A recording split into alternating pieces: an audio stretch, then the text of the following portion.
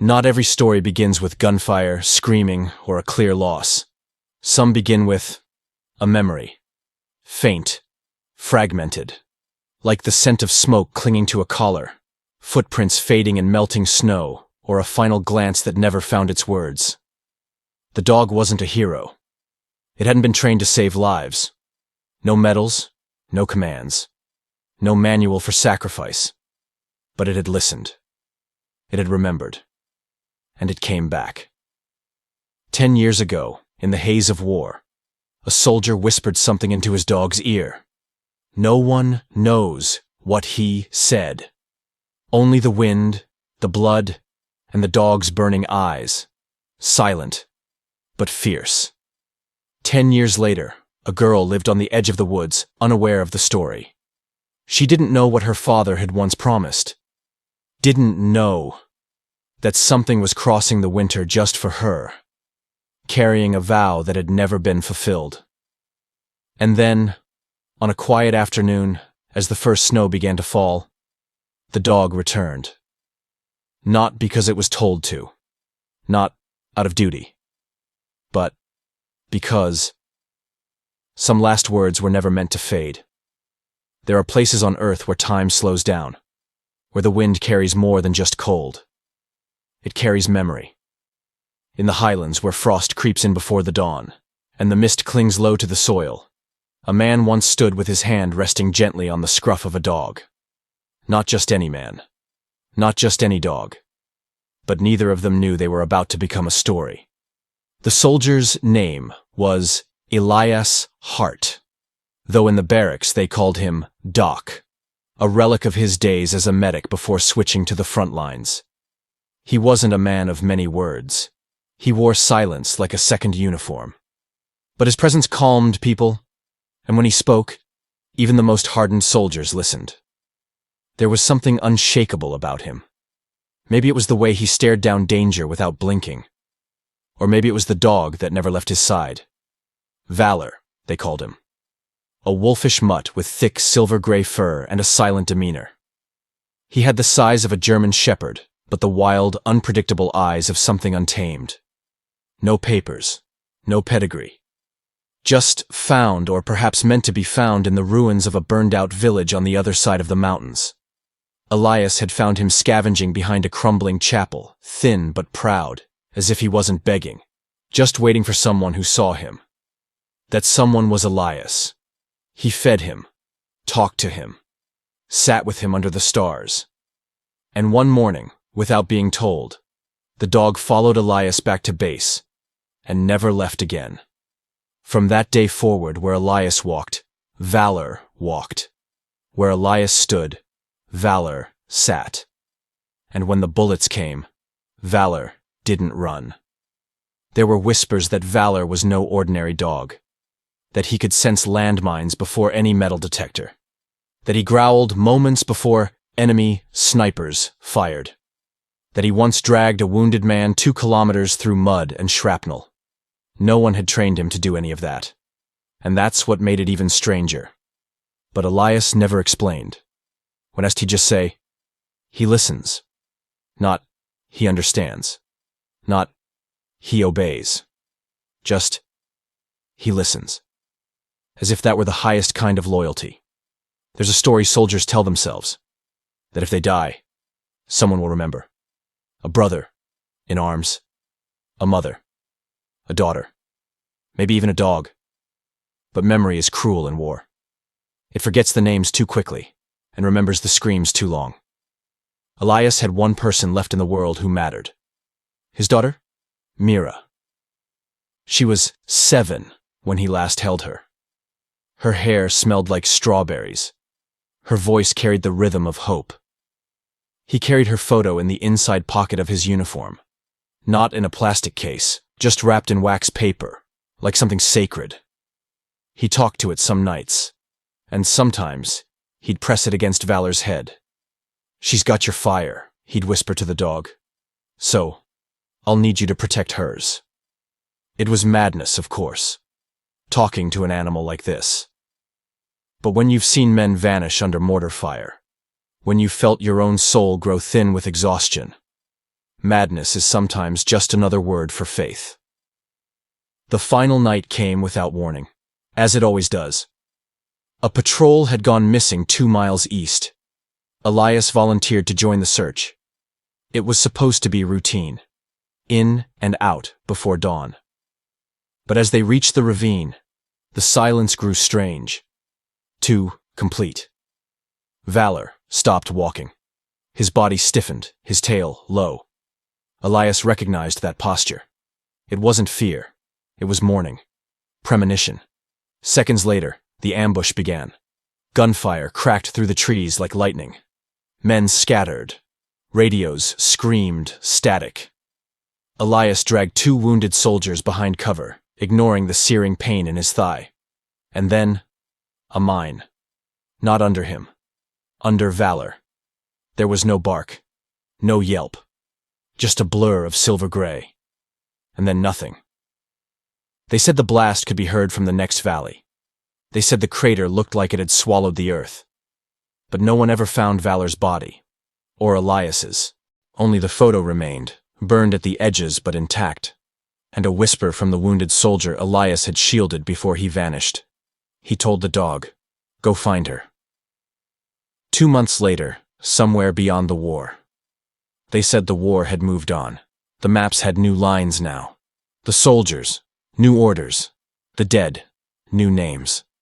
But in a quiet village just beyond the smoke-choked borders, in a house wrapped in ivy and the smell of old pine wood, Mira Hart waited for a letter that would never come. She was 8 now. Taller. Quieter.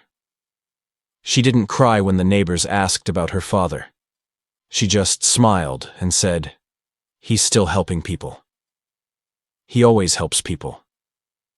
Then she'd return to her small desk, where she wrote stories with broken pencils and unfinished endings. Her aunt, Claire, her late mother's sister, was doing her best to raise her. But Claire didn't understand Mira the way Elias had.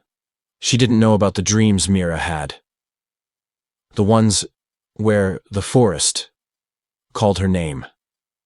Or how she sometimes woke up in the middle of the night, heart pounding, as if someone far away had just whispered her name into the dark. And lately, Mira had begun to draw a dog. It wasn't the same dog each time. Not exactly. But there were patterns. A large frame. Silver fur. Eyes too knowing. She didn't know why she kept drawing him. She just did. One afternoon, Claire found a stack of Mira's drawings under her mattress. "A wolf?" she asked, turning one over. "I think he's a guardian," Mira replied simply. Claire smiled, a little sadly. "You've always had a wild imagination, sweetheart." But Mira didn't smile back. "He's real." Claire tried to distract her with schoolwork, walks, even baking. But Mira's thoughts always drifted back to the dog. Not because she wanted to believe in fairy tales, but because something inside her whispered, "He's coming." Somewhere in the wilderness. It had been weeks since the last firefight. Weeks since Elias's name was last spoken aloud. And yet, something still moved through the woods. Locals spoke of it in hushed tones. A shadow slipping between trees. Tracks in fresh snow that never led to a creature anyone could catch. Herds that calmed when it passed. Coyotes that fled when it neared. Some called it a ghost. Others, a spirit. But one man, an old trapper named Johann, had a different theory. "I saw it," he said one night in the tavern. "Right after the snow broke. Standing at the edge of my cabin. Big dog. Silver. Eyes like it knew your sins." They laughed, as they always did, but Johann didn't flinch. It was carrying something. What? A scarf. Red. Burned on the edges. It dropped it by the stream and vanished. No one believed him. But days later, a girl found the scarf. Mira's scarf. The one she'd lost on her way to school months ago. Folded. Untouched. Resting on a smooth rock like someone had placed it there on purpose. Claire assumed a kind neighbor had returned it. Mira said nothing. But that night, She placed the scarf beside her bed and whispered, "I know you're close." Memory wears a coat of fur. The dog moved like fog, low, quiet, with purpose. It wasn't always sure where it was going, only that it had to move forward. Something inside it pulled, like gravity, like instinct, like a name that echoed across distance and time. Valor wasn't what he used to be. His left leg had a deep scar, and he limped slightly in cold weather. But his senses were intact. His memory, sharper than steel. He remembered Elias, his voice, his scent, his final words, spoken not with panic, but with calm, as if he knew death wasn't the end. She's the one now. Keep her safe. The blast had thrown them both. Elias had not moved again, but Valor had. Crawled, limped, bled, through brambles and mountains and rivers. Not because he had a map, not because anyone commanded him, but because dogs do not forget what love sounds like. The first sight. It was dusk when Mira saw him. She was outside the bakery, helping carry bread to the truck when she felt it. That pull. That silent thread in the air. She turned. There, across the road, half hidden behind the edge of the woods, he stood. Large, still, covered in mud and burrs and leaves, but unmistakable.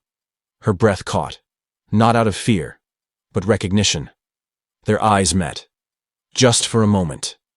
And in that moment, something deep inside her cracked open, like a door that had always been locked. She didn't speak. Neither did he. Then Valor turned and disappeared into the trees. Mira dropped the bread. Claire scolded her later. "You can't just run off in the middle of deliveries." "There was a dog," Mira said, eyes wide. "He was watching me. Honey, lots of strays in the woods. Number not like this." Claire sighed. "Okay. What kind of dog?" "He was..." Mira paused, struggling for the right word. "Like a memory. But alive." Claire didn't know how to respond to that, so she said nothing. But that night, she locked the door for the first time in weeks. The watcher in the trees. From the edge of the woods, Valor waited. He didn't approach the house, didn't bark, didn't scratch at the door. He simply watched. Every night. He lay under the same tree, just beyond the fence line. Wind tugged at his fur. Snow settled on his back. But he didn't move. Only when Mira stepped outside, sometimes to feed the chickens, sometimes to fetch wood, did he rise. Just enough to be seen. Just enough to say, "I remember." A thread. Tied in silence, Valor didn't sleep much. He closed his eyes sometimes, but it wasn't sleep. It was listening. To the wind, to the rustle of branches, to the small feet of a girl walking across the porch floorboards before dawn. He had no master now. No leash. No orders. No camp. Just a direction. A pull in his bones. A task that went beyond instinct. Each day, he came a little closer. He circled the house sometimes. Sat behind the barn. Watched through the apple orchard that hadn't borne fruit in years. Mira always saw him. Claire never did. "Are you feeding that stray again?" she asked one morning. Mira hesitated, then nodded. Claire narrowed her eyes. "It's just a dog, Mira." But Mira's voice was steady. "Number. It's not." That afternoon, she left a piece of her bread on a flat stone behind the garden. A small offering. Not bait. A gesture. Like something ancient and quiet, from a time when people still believed animals were sacred. When she came back the next morning, the bread was gone, and in its place, a single black feather. Not dropped. Placed. Mira didn't tell anyone. She just whispered to the wind, "Thank you." And somehow, she felt the wind whisper back. The stranger in the market. The town was small, the kind of place where everyone recognized each other's boots before their faces. So when the stranger arrived, people noticed. A tall man, wrapped in a long coat, worn boots, a thick journal tucked under one arm. He walked with a limp and asked careful questions. "Any dogs come through here lately?" "Large ones. Gray. Moves like it has purpose." Some scoffed. Some shrugged. One woman said she'd seen tracks in her orchard but thought they were from wolves. The man made notes in his journal, then showed a photo. Old, sun-bleached, but clear. A soldier. Kneeling. Hand resting on a dog's neck. The dog. Silver gray. Alert. Unmistakable. "That's him," he whispered to no one. "That's Valor." His name was Samuel Green, a retired scout who had once served with Elias Hart. Not in the same unit, but close enough to know the stories. He had heard about the ambush, about the missing soldier and the vanished dog, about the burned photo recovered from the battlefield, and he had followed the trail ever since. Not because he believed in ghosts, but because he believed in dogs. The Firelight Confession. That night, Mira couldn't sleep. The stars were too loud, and something in her chest felt like it was humming.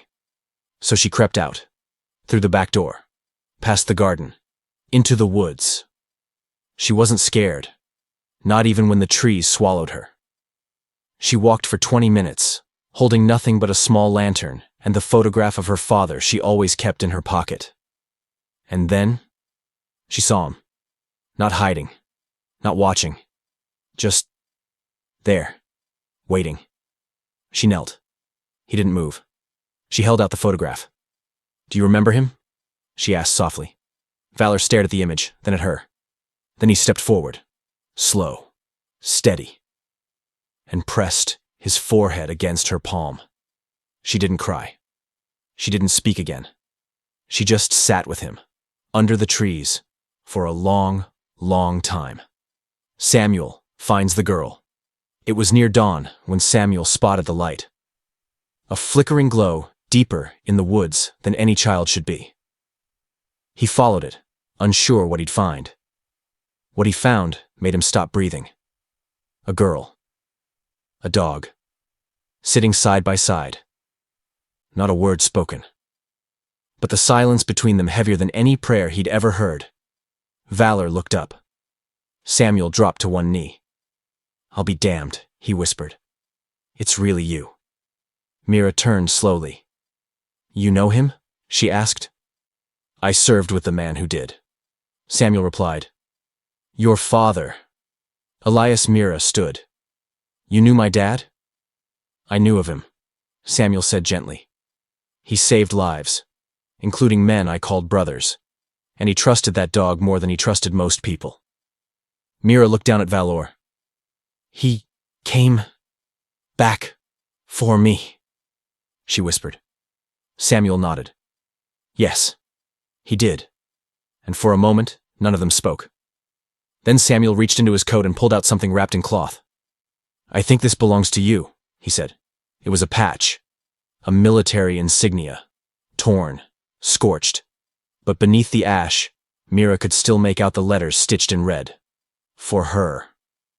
And so the story begins. They walked back together. The girl, the soldier, and the dog.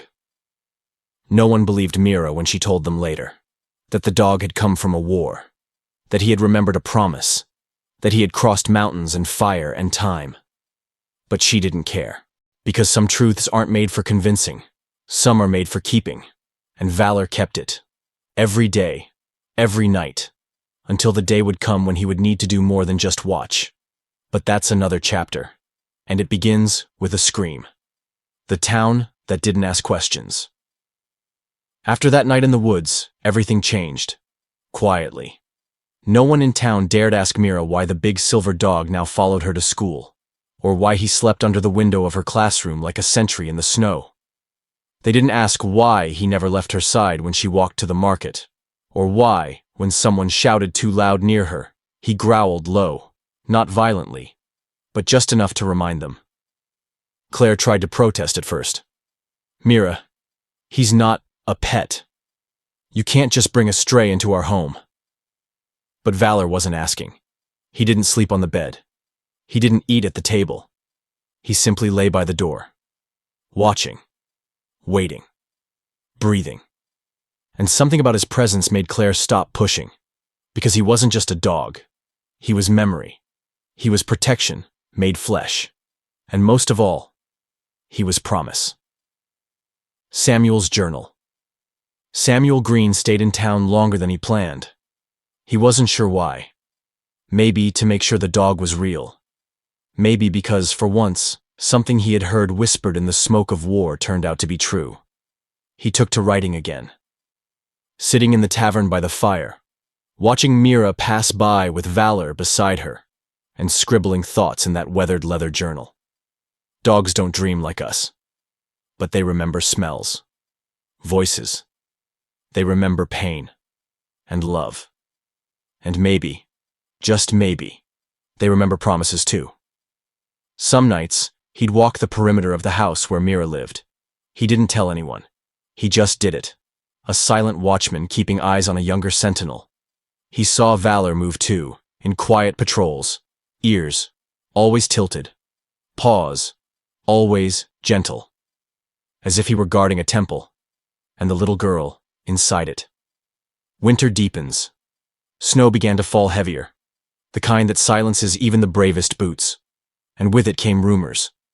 Wolves near the farms. A hunter's dog found mauled. Footprints of something large near the church cemetery. People whispered about spirits, beasts, even curses. But Mira didn't worry. She had Valor. One day, she stood on the porch, watching the snow drift down in thick, lazy spirals. She whispered, "Do you remember my dad's voice?"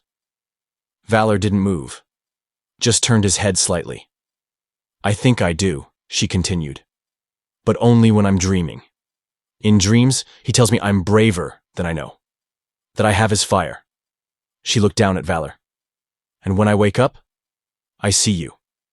And I believe him." The unspoken warning. On a Sunday morning, something changed. Valor didn't eat. He didn't rest near the window. Instead, he stood. Still. Alert. Mira sensed it too. That strange stillness in the air, like the moment before thunder, even though the skies were clear. That afternoon, the town square erupted. A truck had crashed into the bakery. No one was hurt. But Mira had been just minutes from walking there to pick up flour. Claire went pale. Mira didn't speak. But Valor was already at the edge of the porch, eyes scanning the street. Something was coming. He could smell it. A stranger returns. That evening, a figure appeared near the woods. Not Samuel, not anyone from town. A man with hollow eyes and a tattered coat. Limping, mismatched boots. He was muttering to himself. When someone asked if he needed help, he only said, "I'm looking for the girl. The one with the dog." No one pointed him toward Mira, but he found her anyway. Or tried. Because Valor was already there. Teeth and memory. When the stranger approached the gate, Mira was in the garden, humming. She didn't hear the footsteps, but Valor did. He moved like a shadow. No growl, no bark, just a silent rush of fur and fury. The man froze. And for the first time in her life, Mira saw what Valor looked like when he wasn't watching, but protecting. He didn't bite, but he stood, shoulder tense, teeth bared, a low sound rising from his chest that sounded less like a growl and more like the earth warning of an earthquake.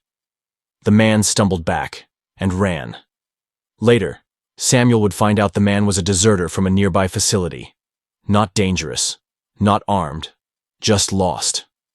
But that didn't matter, because Valor had remembered. Final note. The circle closes. That night, Mira sat with him on the porch. Snow fell around them like feathers. She leaned her head against him. Her hand rested just behind his ear. "You knew before I did," she whispered. He didn't move. She closed her eyes. "Thank you for coming back." In the distance, the wind carried the softest echo. A voice not heard, but felt. For her. A quiet girl with a storm inside Mira heart had always been different. Not loud, not strange. Just quiet in a way that made others uncomfortable. She didn't speak unless there was something worth saying. She didn't cry when she scraped her knees, didn't scream when the wind knocked out the power. And she never complained, even when her shoes were too small or her hands turned red in the winter cold. But inside her, there was a storm. A swirling place of dreams and questions and feelings too big for words. When other children played house or drew sunflowers, Mira sat under trees and listened. Not for voices, but for the silence between them. That's where she believed the answers lived. She missed her father, the way the earth misses the rain. Not constantly, but deeply. She didn't talk about him because when she did, adults gave her the kind of sad smiles that felt more like apologies than understanding. So, she kept his memory tucked away, like a book she reread in secret. One only she could understand. What she didn't know, what she couldn't have known, was that far from her small life in the village, someone, something, had been waiting for her. Not for weeks, not for months, but for years. The letter that was never sent her father had written her dozens of letters. Some from the front lines, others from tents lit by oil lamps. His hands stiff from cold, or tremors, or grief. He never knew which ones would make it through. Most didn't. War had a way of silencing even ink. But there was one letter, one final letter, that never left his pack. It was found years later, folded neatly between the pages of his field journal. To my Mira. If you are reading this, I am not where I should be. But know this. Not a day passed when I didn't think of you. Your laughter, your questions, your courage. There's a friend I've asked to watch over you. He doesn't speak, but he understands more than most men do. If you ever feel a pair of eyes on you when you're alone and you're not afraid, it's him. He's not just a dog, Mira. He's a promise. One I intend to keep. Even if I can't be there to keep it myself. For her. With all that I am, Dad Mira never saw the letter. Not yet. But sometimes, when the wind shifted just right, she swore she could feel the words brushing against her skin. A place of stories. Mira often visited the old barn behind the orchard. It had once been part of her family's farm, long before Claire moved in. Now, it was mostly broken beams and cobwebs. But, to Mira, it was a cathedral of forgotten things. Inside, she kept a shoebox of secrets, rusted keys, bits of string, a feather with 2 colors, a rock shaped like a heart. And one day, she added something new. A piece of fur. Coarse. Silver. Familiar. She found it stuck to the splintered edge of the barn door.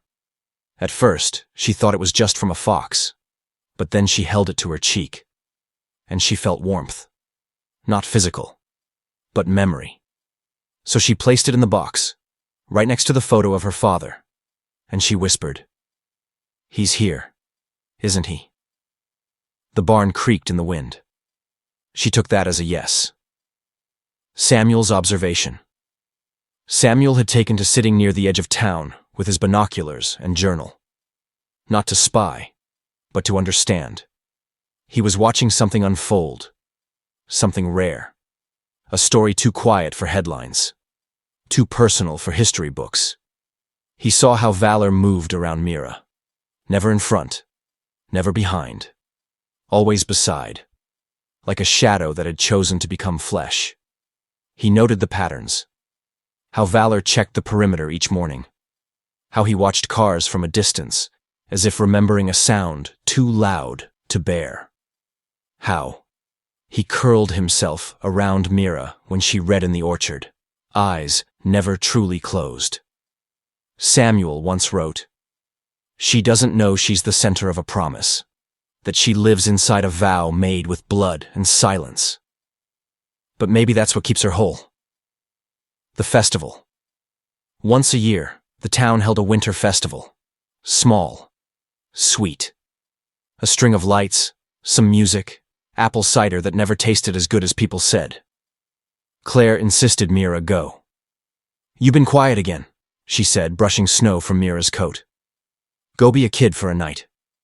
Mira didn't argue. She just asked, "Can he come?" Claire paused. "If he behaves." Valor, for his part, didn't need the invitation. He walked beside Mira through the crowd, tail low, body calm.